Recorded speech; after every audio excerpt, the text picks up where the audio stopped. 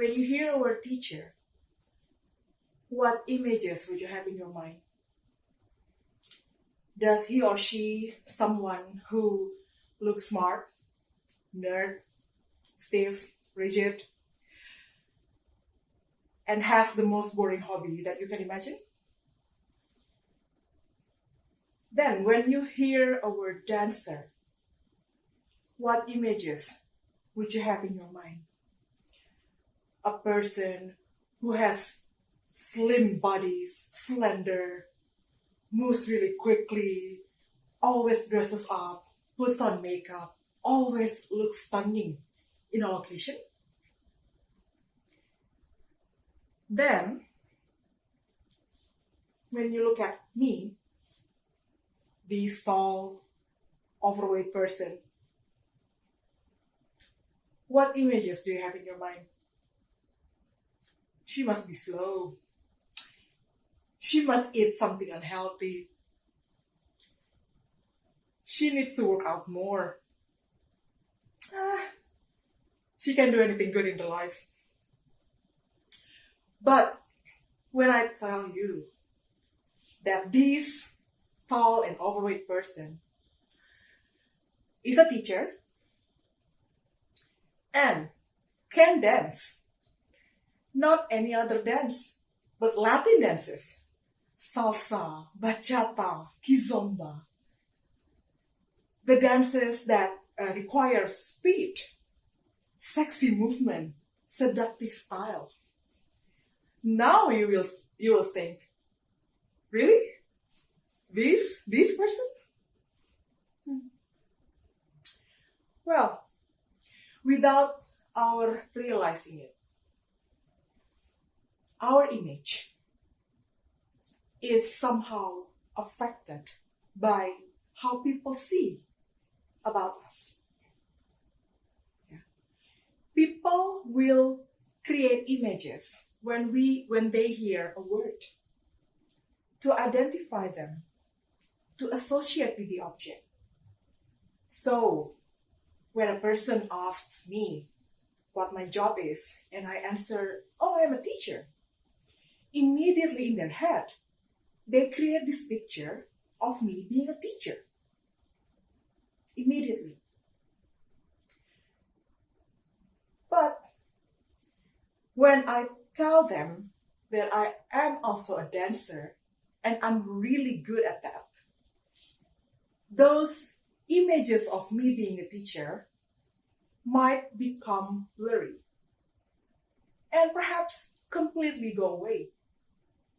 My teacher images is gone. People will have opinions about us, images, pictures, when they see us. Sometimes good opinions, sometimes bad opinions. When they know that they know your job, they will create opinions, images of you having the job, doing the job. When they see your posts on social media, oh yeah, they will judge.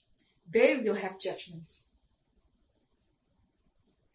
Good opinions flatter. Bad opinions hurt. It is easy to feel positive, to feel happy, to smile more, to gain energy when we listen to good opinions. But what do we do with these bad opinions? Because they can kill, they can hurt, they can bury us. I remember a very bold statement from Steve Harvey. Change your attitude so you can change your altitude. And I was thinking, what is that supposed to mean? And then I came to realize that we have to change our attitude on those bad opinions, so we can change the altitude, the direction of our life. the life that we want, the life that is supposed to be like. But how is to change attitude? Let me tell you a story about how I changed my attitude on bad opinions of my look and how I changed altitude when I had to deal with anorexia. I was born as a chubby person, as an overweight person. And most of the time, the comments that I got was, you should lose weight. People will not love you because you are fat. You will not get a job. You will not get a partner because you're fat. Because people do not like the way you look. And those comments came from people who are supposed to support me unconditionally. Wow, that was a very hard moment for me. And I often thought about that very much.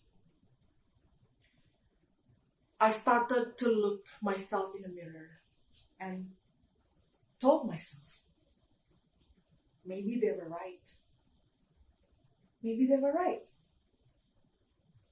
People will not love me because the way I look. I need to lose some weight. I need to lose some weight. And then I started doing extreme diets.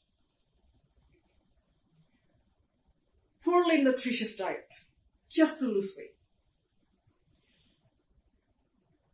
There were times I stimulate myself to vomit after I eat because my goal was to lose some weight. So, vomiting was a happy time for me. I didn't feel terrible. I felt satisfied because I knew after I vomited, I could lose some weight. People would eventually love me.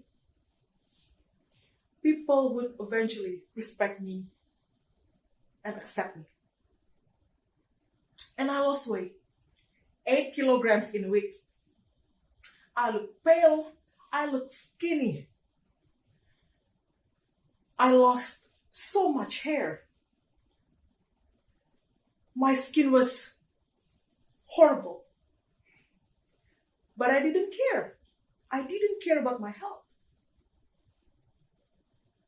What I cared about was that I could lose weight. But after that, I attended an event that changed how I look about myself entirely.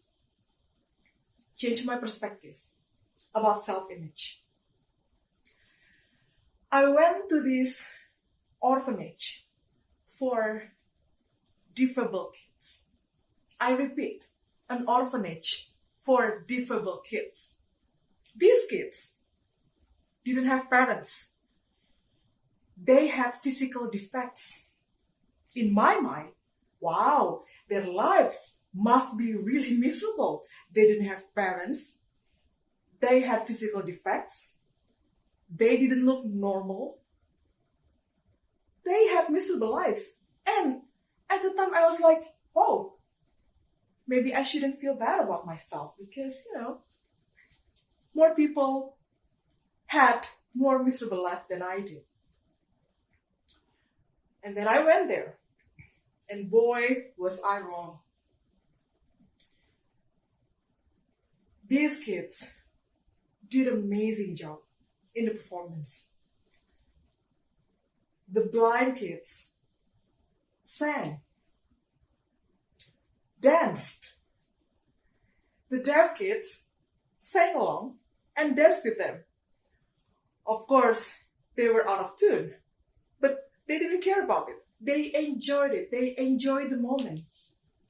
The other physical defects kids came to the stage, sang with them, enjoyed the life, enjoyed the moment.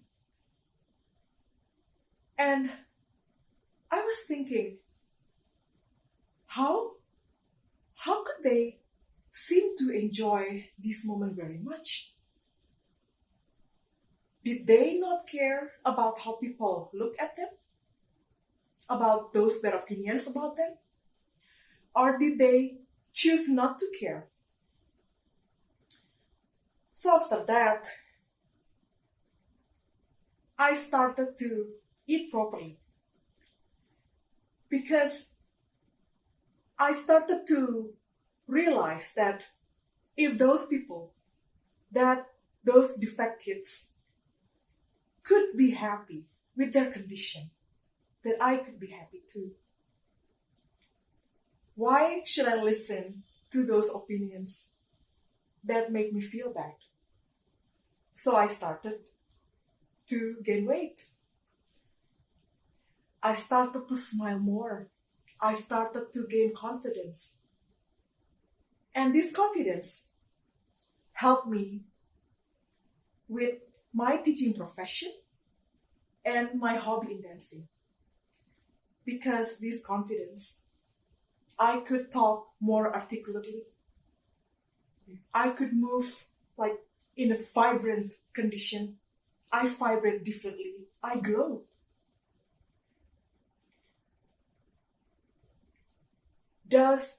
Do people still talk negatively about my body? Of course. But they were also positive remarks about how I looked. The look that I used to hate. The look that made me hate about myself. So if you think about it, teacher, a dancer, teaching and dancing, these two images do not intersect at all. People would wonder, what, a teacher and who looks like you can dance, really? Yeah, this confidence helped me to do those things that I like. It helped me to explore the things that I didn't dare to explore earlier. And I started to dare posting my dance videos on social media. And not long after that, I was surprised. People started to reach out to me. They slid into my DMs talking about how could you be that confident? Because they didn't seem to have that courage to do the things they like, to do the things they're good at, because of the bad opinions that they got from other people. Those opinions have affected their lives tremendously. They couldn't feel great about themselves. They couldn't do the things that they like. They couldn't do the things that they're good at. They experience what I experienced before. So,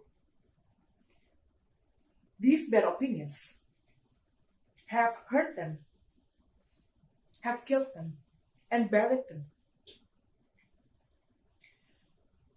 These pictures and images that people gave to us, that people put on us,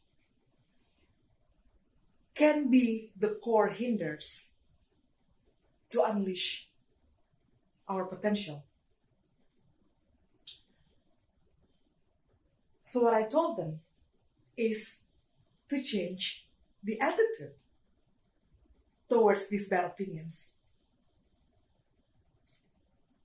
To take time to sit with them, to observe and examine,